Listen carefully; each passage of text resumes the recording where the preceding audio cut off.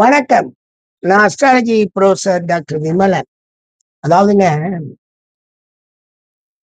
Dowry டௌரிக்கு place என்னன்னா ஜோதிடத்துல 7ஆம் பாவம் தான்.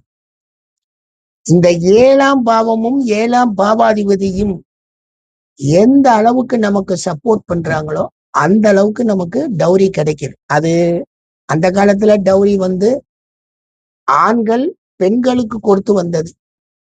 100 ஆண்டுகளுக்கு முன்னாடி.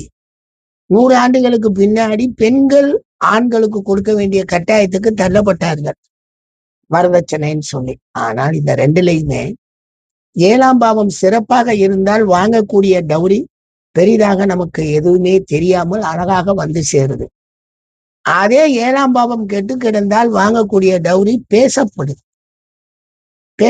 7ஆம் பாவமும் 7ஆம் பாவாதிபதியும் கெடக்கூடிய தன்மையில் வாங்கிய டௌரி பேசப்படுது.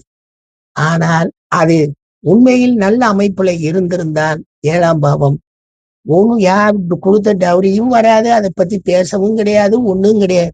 அது பாட்டுக்கு பாலிஷா போகும். இன்னும் சொல்ல போனா டௌரி தேவையில்லைன்னு சொல்ற அளவுக்கெல்லாம் அந்த எண்ணங்கள் மாறக்கூடிய தன்மையெல்லாம் கொடுக்கும் நல்லா இருந்தால். கெட்டு போனால் கேட்டு கூட வாங்கும். என்ன பண்றது? 7ஆம் பாவம் முக்கியமாக பார்க்கப்படுது வரதட்சணைக்கு. நன்றிங்க.